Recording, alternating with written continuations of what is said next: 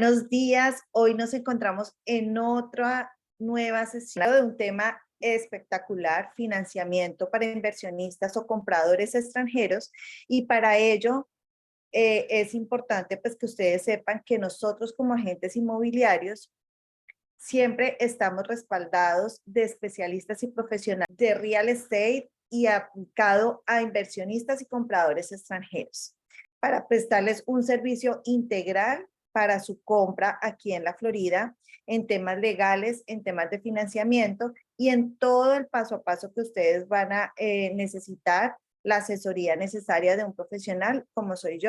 Y hoy me acompaña también en sala, lista para el tema que traemos de financiamiento, nuestro especialista en el tema, que es Mario Rodríguez. Muchas gracias, Adriana. Mario, bienvenido y un gusto tenerte nuevamente acá. Igualmente. Como siempre, tú nos acompañas con todo el conocimiento y especialidad que tienes en este tema de financiamiento, y hoy pues para compradores extranjeros. Como siempre, pues lo hemos venido trabajando, hay una serie de preguntas e inquietudes en las cuales los compradores extranjeros pues siempre tienen temores, que nuestro rol importante es darles esa claridad de información para que ellos puedan tomar decisiones acertadas y seguras. Claro. Entonces, pues bueno, uno de los temas que siempre cuando está ese contacto de una persona que vive en el extranjero, que no es residente ni ciudadano americano, y desea comprar una propiedad, una de las inquietudes es: ¿la compro a crédito o la compro en cash o en efectivo, como se dice en Latinoamérica? ¿Tú qué opinas, Mario? Bueno, todo depende en las metas que tenga la persona, ¿verdad? Claro, si una persona compra la propiedad en cash o en efectivo, no va a tener esa deuda mensual cual tiene que pagar. So, si el propósito es para invertir, entonces, claro, ese tipo de o comprando la propiedad en cash, en efectivo, le da el mayor retorno. En mi opinión, creo que en vez de utilizar todo el efectivo y comprar una propiedad, fuese mejor estrategia, pensando siempre en disminuir el riesgo, ¿verdad? Fuese mejor estrategia utilizar el financiamiento, dando el 30% de cuota inicial y comprar varias propiedades. Quiere decir que en vez de poner todos sus ahorros o sus inversiones en una propiedad, puedes comprar varias y ahí disminuir el riesgo de que si el mercado quiebre, o si tal vez tengas un problema con una de las propiedades, tienes a dos o tres más cual puedan seguir respondiendo, ¿verdad? So, en mi opinión, primero que todo depende en las metas de la persona, pero segundo, disminuir el riesgo es muy importante cuando vayas a invertir, en mi opinión. Esto es uno de los puntos bien importantes que tú estás tocando, la diversificación del patrimonio, que es uno de los inquietudes o dolores y motores que toma en este momento al latinoamericano a hacer estas inversiones en el extranjero, querer dolarizar en muchos casos o simplemente no dolarizarlo porque ya muchos países ya manejan el dólar como su moneda también local, pero sí de resguardar su patrimonio en una ciudad y en una plaza tan importante como lo es Estados Unidos, por sus parámetros legales, su estabilidad política y demás. Y esa diversificación de la que tú estás hablando es: ¿para qué ponemos los huevitos en la misma canasta, sino al diversificar e incluso poder comprar no solo uno, como es la meta, sino financiamiento nos permite apalancarnos para poder diversificar ese patrimonio? Buen punto. Exacto, exacto. Pero entonces la pregunta acá para nuestros oyentes en este caso, que son las personas que viven en el extranjero: ¿es posible obtener crédito siendo extranjero, no Sí, siendo absolutamente. residente Y ni el ciudadano americano? proceso de financiar, ¿verdad? Un extranjero es relativamente fácil y simple para nosotros. Lo, la, Tomamos toda la aprobación basado en el ingreso que va a tener esa propiedad de alquiler contra el pago mensual de esa propiedad de la hipoteca. ¿verdad? Mientras que el ingreso de alquiler vaya a cubrir o cubra ese pago mensual, entonces se puede aprobar, ¿verdad? Se requiere de la persona que dé el 30% de cuota inicial, tiene el comprador que tener un pasaporte vigente, claro, y muy importante que tenga ya el dinero que vaya a utilizar para la compra, tenerlo aquí en los Estados Unidos en una cuenta bancaria. Eso simplifica todo el proceso. Si la persona encuentra una propiedad de comprar antes de que pueda transferir el dinero para acá, está bien, se puede hacer. De todas maneras, lo que tenemos que siempre verificar las cuentas de donde vino ese dinero. Pero el proceso es relativamente fácil y sí podemos hacer préstamos al extranjero. Ok, chévere. O sea que ya entrando en materia, te quiero hacer una pregunta. ¿Hay alguna edad límite para obtener un crédito hipotecario siendo extranjero? No, las regulaciones de los Estados Unidos no permiten tener límites en edad, ¿verdad? Quiere decir que la edad no importa, mientras que la persona pueda calificar basado en las guías que cada préstamo tenga, entonces podemos hacer el préstamo. Qué bien. Eso es bien importante, lo que tú nos estás mencionando. Ni tenemos limitaciones ni por género, ni por edad, en el tema ni por realmente, acá hay políticas en los Estados Unidos en las cuales protege siempre al comprador y a las personas en cuanto a que no haya discriminación. Y la edad es uno de esos puntos importantes en los cuales, sin importar el tipo de edad que tengamos, podamos, siendo mayor de edad, podemos comprar una propiedad. Bueno, ¿y qué tipo de propiedades podemos comprar? Realmente siendo, si yo quiero comprar una propiedad residencial o una comercial, una industrial, ¿hay algún tipo de limitante? ¿O para los extranjeros puedo comprar solo un tipo de propiedad? Cuéntame un poco acerca Sí, de eso. no, no hay limitantes. Lo más común para inversiones, ¿verdad? Son las compras residenciales.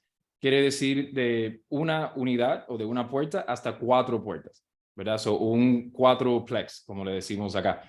So, eso es la inversión y la compra más común que vemos del extranjero. Si quiere una persona invertir en un centro comercial, también podemos ofrecer ese tipo de financiamiento. Pero lo más común es algo residencial. So, por ejemplo, si una persona quiere invertir en un cuatroplex, lo podemos hacer, 30% de cuota inicial. Igual puede ser en un condominio o en una casa. Si una persona quiere comprar ya un edificio, ¿verdad? Residencial, igual, y eso es un préstamo comercial, pero también tenemos opciones para ese tipo de compra. Ok, uno de los puntos que tú estás tocando y para pues, hacerlo un poco más visible para nuestros clientes es los requerimientos para financiar. Básicamente tú pues nos estabas comentando que se necesitan un pasaporte, una visa. Cuéntanos un poquito acerca de esa parte de requisitos y Sí, cuáles son los puntos más importantes a tener en cuenta. bien, relativamente fácil, ¿verdad? Hacer préstamos al extranjero, como dije antes, se requiere el pasaporte válido, ¿verdad? O una visa vigente. Lo que tenemos que verificar es que la persona pueda entrar a los Estados Unidos, ¿verdad? Que tenga un pasaporte, que pueda regresar a su país. También vemos que el dinero que vaya a utilizar para la compra, vemos que es más fácil el proceso, ya que el dinero está acá en una cuenta bancaria en los Estados Unidos. Se pide a un 30% de cuota inicial, más los gastos de cierres. Los gastos de cierres dependen, pueden ser entre 3% a 5% del precio de la propiedad. Y bueno, cuando el punto de prueba de ingresos, verdaderamente no estamos verificando el ingreso de la persona. Lo que estamos verificando es que el ingreso de alquiler de esa propiedad cubra el pago mensual que va a tener. Ok, eso es bien importante. O sea que nosotros como extranjeros, realmente pues sí, nos van a pedir algún tipo de documentación para soportar que tenemos una estabilidad, me imagino, financiera, para saber de dónde salieron estos recursos que estoy comprando o los que voy a comprar, pero realmente mi compra va a estar apalancada no tanto en mis ingresos, sino en la prueba de la generación de ingresos que va a tener mi inmueble. Eso es un factor bien importante porque voy, digamos, como que sobre seguro que el banco también está respaldando que mi propiedad se va a poder, por decirlo en otras palabras, abastecer solita Sí. para cumplir con esos requerimientos financieros. Eso es un punto bien importante, que no Ujú. se presenta tanto, pues, digamos, en nuestros países latinoamericanos y que presenta un factor diferencial muy importante al tema de obtener financiamiento respaldado en los bancos americanos. Exacto. Y Chévere. un punto también que quiero tocar es el tipo de préstamo que vamos a hacer es un tipo de préstamo que es para inversionistas extranjeros. Es el tipo de préstamo que es más fácil para llegar al cierre, más rápido para llegar al cierre con el cliente. Sí existen otros préstamos que verifiquen el empleo de la persona de su país, verifiquen las cuentas bancarias de su país, eh, las propiedades que tengan, etcétera. Pero esos tipos de préstamos tardan mucho, aparte de que tienen que traducir todos los documentos no solamente los documentos financieros, pero también los documentos personales. Todos tienen que ser traducidos a inglés. Se le piden cartas de crédito, por lo menos 2 o 3 cartas de crédito de los bancos de las personas de allá. So, existe ese tipo de préstamo, pero en la opinión de nosotros toma demasiado tiempo para desde el momento de que comencemos la aplicación hasta el cierre. Y en el mercado de nosotros, los vendedores no quieren esperar tanto para hacer la compra. Entonces, la manera que estamos haciendo o ayudando a los clientes extranjeros poder comprar sin tener que asustar a los dueños que se va a demorar demasiado, es haciendo ese tipo de préstamos de inversionistas porque lo hacemos en 30 días. Y ya después que la persona sea dueño de esa propiedad, siempre va a tener la oportunidad de refinanciar el préstamo, quiere decir mejorar o cambiar los términos del préstamo inicial en un futuro.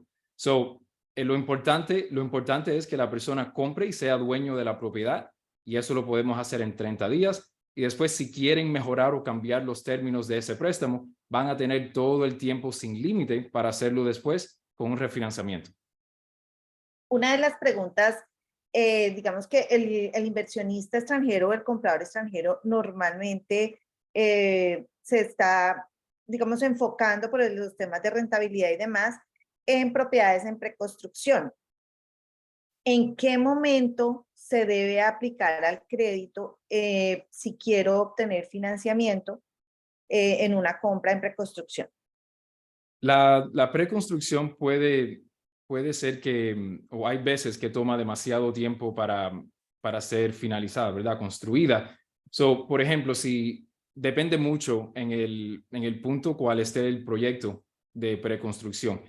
Al momento que empiecen a construir la propiedad, es muy temprano para nosotros comenzar el proceso del préstamo, porque es que puede ser que tarde meses, 5 o 6 meses, depende en el proyecto, puede ser hasta años, ¿verdad?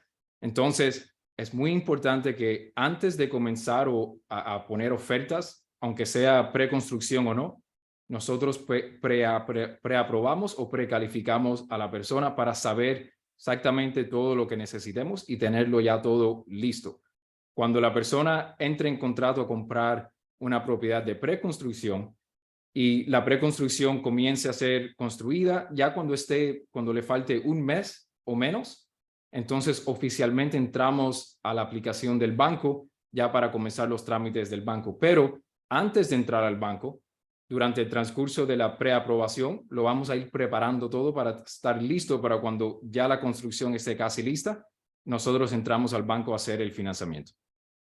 Ok, eso es bien interesante. Entonces tú me dices, hoy mi cliente o nuestro comprador quiere poner una oferta porque le parece interesante entrar en un proyecto en preconstrucción. Normalmente los proyectos que tenemos hoy en el mercado disponibles para nuestros inversionistas y compradores extranjeros están alrededor de unos 2 años, o sea, para el 2024, 2025 algunos.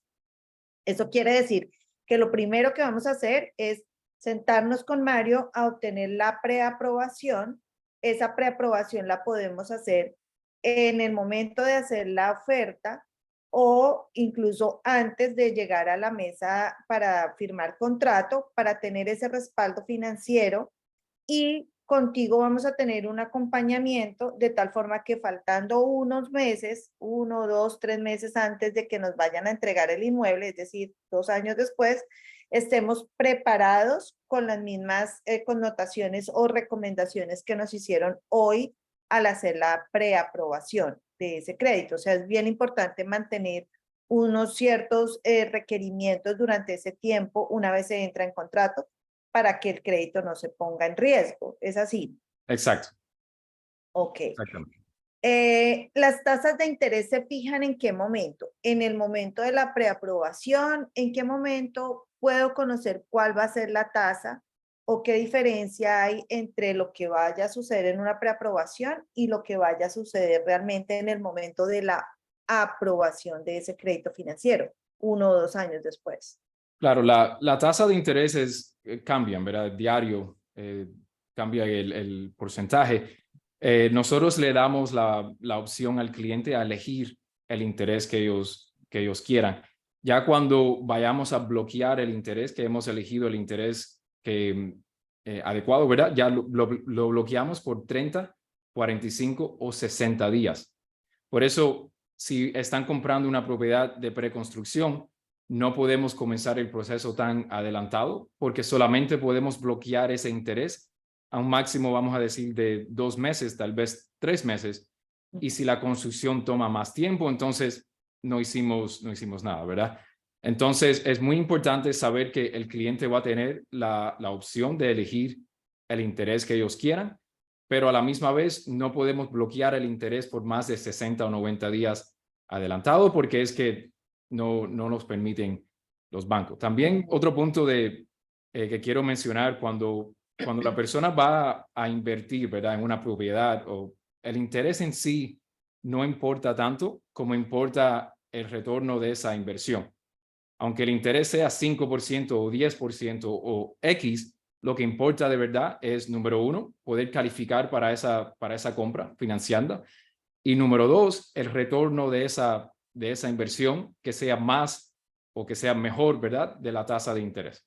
Siempre enfocándonos en el retorno del cliente, disminuyendo el riesgo. Por eso me gusta comprar varias propiedades, diferentes tipos de propiedades para disminuir el riesgo. El interés en sí solamente no importa tanto como importa el retorno de la inversión.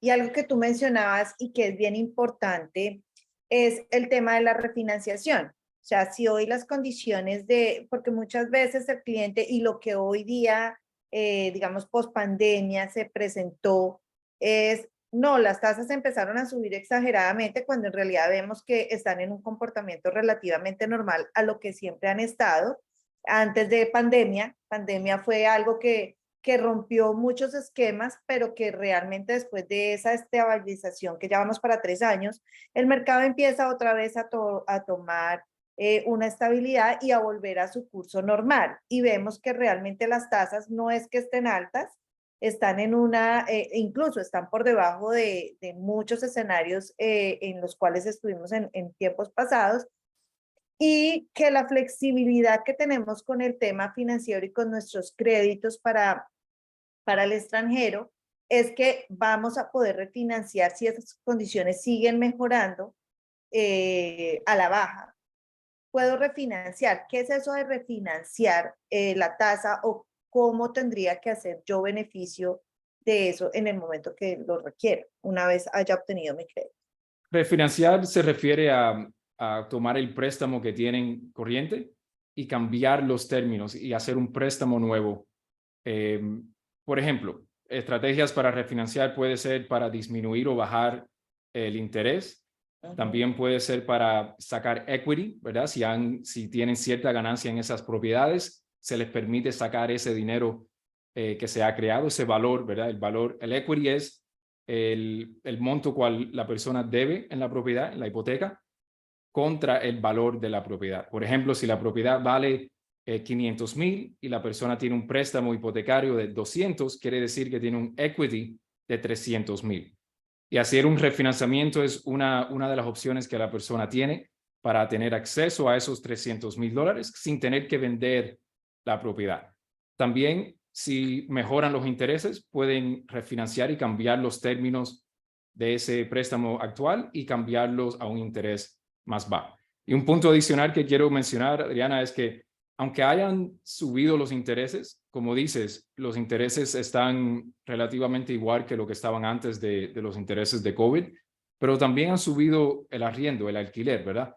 So, aunque hayan subido el porcentaje de interés, el porcentaje de alquiler o ese aumento Interés.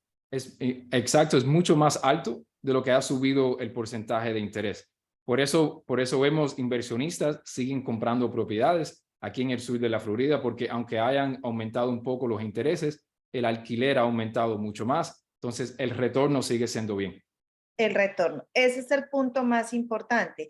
Y ese retorno se calcula en varios aspectos. Uno de esos es precisamente el ingreso directo que se va a tener, que son las rentas, y vemos que el mercado está muy favorable para el inversionista porque las rentas siguen en su tendencia al alta, dado digamos, la poca demanda que tenemos la poca oferta que hay en inmuebles y que el comprador local realmente no está, digamos, adquiriendo con tanta viabilidad como un extranjero su propiedad, lo que lo hace más rentable. Adicionalmente, a esa renta directa está el tema de la plusvalía, que en un mercado como Miami, ¿cuál es tu concepto del mercado financieramente hablando y de la plusvalía o la valorización que va a tener una inversión como es la compra de vivienda? Sí, creo que cuando una persona está evaluando la inversión en inmóviles, es muy importante determinar qué tipo de estrategia es la que van a tomar, ¿verdad? Una estrategia es comprar las propiedades sabiendo que va a subir o va a aumentar ese valor de las propiedades en un futuro. Y otra estrategia es comprando las propiedades sabiendo que tal vez no aumenten tanto en un futuro en el valor, pero el retorno es mucho más alto que una propiedad cual tal vez aumente más. So hay dos, ¿verdad? Hay dos opciones. Una es el retorno mensual o al año, cuánto es que está el retorno de las inversiones, y la otra es el aumento del valor de esa propiedad, sabiendo que en un futuro vas a refinanciar y sacar ese equity o la vas a vender y ganar ese Ese valor que ha beneficio de aumentado, la ¿verdad? valor. So, aquí en el sur de la Florida ves ambas estrategias. Ves que la demanda que hay aquí es alta, es mucha, y creemos que va a seguir esa demanda subiendo. ¿Por qué? Los intereses ahora en la mente de los inversionistas y los compradores es que los intereses están altos. Entonces, ¿qué piensas que va a pasar si esos intereses ahora bajan? La demanda va a subir más todavía. Quiere decir que ahora los precios de esas propiedades van a seguir subiendo. No es igual en todos los mercados acá en los Estados Unidos. Hay mercados que han caído 15-20%, pero el sur de la Florida es diferente. Mucho Latinoamérica viene acá, Europa, ¿verdad? Entonces, ¿qué pasa? La demanda que nosotros tenemos de compradores extranjeros, compradores domésticos, inversionistas extranjeros y domésticos, la demanda sigue siendo alta. Entonces, cuando bajen esos intereses, la demanda va a subir mucho más. So, en mi opinión, los valores de las propiedades de los inmóviles acá va a seguir subiendo en un futuro porque la demanda va a seguir alta, especialmente si es que bajan los intereses. Ese es un punto bien importante el que tú estás tocando, la alta demanda que tiene el sur de la Florida, gracias a aspectos, pues, como lo hemos visto permanentemente, la ubicación, el clima, el mismo traslado de importantes compañías que están abriendo sus sedes acá en el sur de la Florida, dada su ubicación estratégica, por ser nosotros en la Florida un puerto principal, tanto aéreo como marítimo, hace que pues esta demanda siga creciendo y que realmente lo que los mercados, como tú lo mencionaste, se han venido afectando ya pues por una estabilidad o ese boom de post-COVID que pasó. La Florida no ha pasado de esa tendencia, hemos sí entrado en una tendencia de estabilizarse, digamos que los precios no a una subida acelerada de precios como lo tuvimos, pero seguimos siendo una de las plazas más demandadas y con mayor receptibilidad para el comprador. Un punto importante en el tema de los créditos, Mario, es el plazo. ¿A qué plazo vamos a poder adquirir? Tú nos hablabas de 30 años, pero ¿es la única modalidad de crédito que tenemos en tiempo? Tenemos otras opciones, ¿verdad? El préstamo más común y el que menos riesgo tiene es a 30 años y el interés que sea fijo. Eso es casi lo que siempre hacemos, es comenzamos con ese tipo de préstamo. Ya cuando la persona sea dueño de la propiedad, entonces cuando vaya a refinanciar, tal vez podemos ver otras opciones. Si la persona entiende bien el tema de hipotecario, etcétera, las opciones que tienen, entonces le podemos ofrecer otro tipo de préstamos. Por ejemplo, tenemos términos de 15 años. También podemos hacer préstamos de interés solamente, quiere decir que la persona solamente paga interés en el préstamo. También tenemos la opción de interés variable, que el interés es fijo por 3, 5 o 7 años y después entra en una tasa de interés variable, pero ya eso es un poquitico más, como digo, me gusta más tener el préstamo fijo por 30 años para comenzar, cuando la persona va a comenzar el portafolio de inmóviles, porque es el que menos riesgo tiene, el pago es fijo por 30 años y es el que menos, cual el pago es menos de todos los préstamos, ¿verdad? Porque si hacemos un préstamo a 15 años, ese pago mensual va a ser el doble de que si hacemos un préstamo a 30 años. Ahora, si hacemos un préstamo a 30 años y la persona lo quiere liquidar en 15 años, simplemente hace pagos adicionales al capital y lo liquida en 15 años, pero no tiene la obligación de hacer esos pagos mensuales adicionales. Por eso me gusta hacerlo a 30 años y la persona siempre va a tener la oportunidad, la opción de pagar el préstamo antes de los 30 años. Alternativa. Chévere. Mario, uno de los puntos que nos preguntan muchísimo de las inquietudes del comprador extranjero es cuál será el valor de la cuota de financiamiento. Ese valor, cómo se calcula o basados en qué pueden tener ellos un parámetro para establecer esa gran inquietud de cuál será la cuota aproximada. Claro. Bueno, la cuota mensual que se le paga al banco basado en 30 años, el interés fijo, es el capital e interés, ¿verdad? Ahora, depende en el interés que vayamos que la persona elija, eso y claro, el monto del préstamo, el monto de la compra el precio de la compra, eso va a determinar el pago mensual. Esa respuesta es mejor tenerla en conversación de uno a uno con la persona porque es que depende en varias cosas, ¿verdad? Pero en sí cualquier calculadora de hipotecas la persona lo va a poder hacer y parte de la preaprobación es esa educación con la persona, mostrarles cómo ellos pueden calcular sus pagos mensuales para saber si el retorno de una inversión es bueno o no, ¿verdad? El pago mensual también puede incluir los taxes de la propiedad, ¿verdad? Los impuestos de la propiedad que se pagan cada año y también van a incluir el seguro de esa propiedad.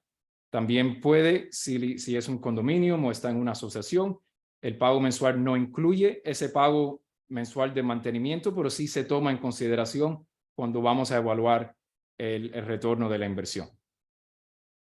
Uno de los puntos que tú mencionabas ahorita es cuánto dinero puedo financiar. Entonces, si estamos hablando de preconstrucciones, normalmente, dependiendo del tipo de propiedad y si es un condominio, una casa y los tiempos de entrega, vamos a tener que dar una financiación, una cuota inicial del 30% hasta un 50%, que es lo que nos exigen las constructoras. Realmente esa cuota inicial está asociada es al requerimiento del vendedor, cuánto mínimo necesita en muchos casos, pero también al financiamiento. Si nosotros entramos con un crédito en el cual la preconstrucción nos pide ese 50%, en los bancos me pueden prestar a mí solamente ese 50% o podemos llegar a algún ajuste a nivel de financiamiento Claro. que en su momento pueda tener mayor Lo que visibilidad. pida las preconstrucciones, ¿verdad? Es más un depósito de seguridad y es independiente de lo que hacemos con los préstamos. ¿verdad? Por Ujú. ejemplo, si la persona da un 50% de depósito para las compras de preconstrucciones, nosotros solamente el requisito es 30%. Quiere decir que ahora de esos 50%, si nosotros solamente pedimos el 30%, de ahí pasan 30 a nosotros. Es un crédito que la preconstrucción le da al cliente, que el cliente lo utiliza para, para el down payment. Y ahora le sobra esos 20%, esos 20% pueden cubrir los gastos de cierres. Si la persona cubre los gastos de cierres y sobra un poco más, se le devuelve ese dinero, ¿verdad? Si la persona lo quiere incluir o aumentar la cuota inicial, lo puede hacer también. Pero lo importante de saber es que el requisito de nosotros como prestamistas es independiente de lo que piden los preconstructores. Ahora, ellos, si le piden el 50% y nosotros nada más necesitamos el 30%, ya de esos 50% tomamos 30%. Y eso todo es parte del cierre y es más técnico, ¿verdad? Pero en sí ese dinero se utiliza para la cuota inicial y los gastos de cierres también. Eso es bien interesante porque la expectativa, digamos, de flujo de caja que pueda tener el cliente para reunir todo ese dinero que pues va a requerir para el tema tanto de la compra como la misma financiación. Entonces, hablemos un poquito, ya tú nos habías mencionado en algún momento los requisitos. Entonces, bueno, ya tenemos ese 30% sí o sí lo vamos a tener que tener lo que se llaman gastos de cierre o gastos de escrituración, que en nuestros países se reconoce pues como ese término, la escrituración. Esos gastos, tú nos hablabas que van a estar entre un porcentaje asociado al valor de la compra, que van a estar aproximadamente entre cuánto, entre un 3, 3 a darnos 5% un es 3 buen a un cinco estimado. por Ya, ciento. Entonces exacto. tendríamos un 30, un 3, un 5% para gastos de cierre y lo llamado reservas. ¿Qué son las reservas, Mari? Las Y reservas vamos a es, tener que tener ese dinero en qué momento. ese dinero es el que el banco les pide a la persona que le sobre, ¿verdad? Que se le quede en la cuenta bancaria después del cierre. Por ejemplo, si el pago, y todo es basado en el pago mensual de la propiedad. Si el pago mensual de la propiedad son $2,000, las reservas pueden ser entre 6 a 12 meses, ¿verdad? Quiere decir que en el día del cierre, la persona le tiene que sobrar 6 meses multiplicado por 2,000, serían $12,000 que le tienen que sobrar en la cuenta. Después que paguen la cuota inicial, los gastos de cierres, les queden $12,000 en la cuenta. Por ejemplo, si se les pide 12 meses de reservas, ahora la persona le tiene que sobrar $24,000 de reserva. So es un cálculo relativamente fácil de calcular, pero no es un gasto que tiene la persona, sino es la reserva como un respaldo que ve el banco por si acaso pasa X, la persona tiene 6 meses de pagos mensuales que pueda responder. ¿Ese dinero lo debo entregar al banco en algún momento? ¿En qué momento van a hacer uso de esas reservas? No, no es nada que se le pague al banco ni nada así. El dinero se queda en las cuentas del cliente. Simplemente parte del proceso del préstamo es verificar que la persona lo tiene. Y ya, eso es todo. No, nunca transfiere a otra persona, nada así. Siempre se le mantiene en la cuenta bancaria. O sea que ese dinero voy a poder disponer una vez haga la compra, ese dinero siempre va a estar disponible en mi cuenta, pero la recomendación es no lo utilices porque el banco tú necesitas demostrar que cuentas con ese respaldo financiero y por eso se llama una Claro, reserva. si después del cierre, si la persona tiene alguna emergencia o tiene que utilizar ese dinero, lo puede hacer. No es algo que tenga una restricción ni nada así. Lo que el banco siempre quiere ver antes del cierre, durante el transcurso del proceso del préstamo, el banco quiere ver que esta persona tiene X dinero guardado por si pasa cualquier cosa después, ¿verdad?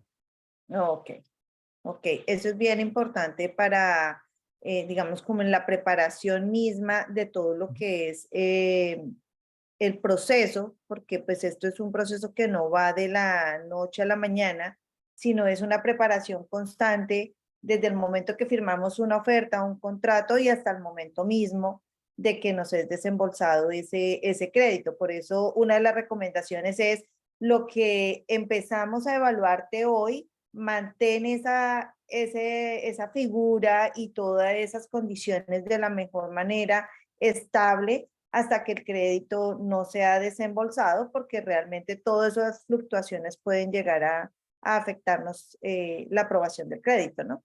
Exactamente, exacto. Bueno, Mario, pues igual este tema creo que nos da mucha tela que cortar. Realmente esto es un abrebocas, pero siempre contamos pues con el respaldo de Mario de Certifying Home Loans en el tema de todo este asesoramiento. ¿Qué tenemos que hacer entonces si queremos hacer una compra hoy? Es en primera instancia sentarnos con nuestro financiero, que en este caso es Mario, quien nos va a dar todo ese análisis global de mi estado, me va a dar las recomendaciones, me va a decir, listo, acá tienes tu carta de preaprobación, con la cual nosotros vamos a mantenernos en un contrato hasta el momento que pues ya más adelante y dentro del proceso y todo lo que hemos hablado en este escenario el día de hoy, pues podamos llegar al recibo de nuestras llaves respaldados pues por los bancos americanos. Entonces, pues Mario, como siempre, mil y mil gracias. Esta es una de muchas más sesiones que vamos a estar hablando de temas interesantes acá de actualidad en el tema de financiamiento y en el tema de compra y real estate aquí en la Florida. Entonces, Muchas pues sin gracias. más preámbulo, Mario, muchas gracias y nos Thank you. vemos en una próxima sesión. Que estés bien, chao.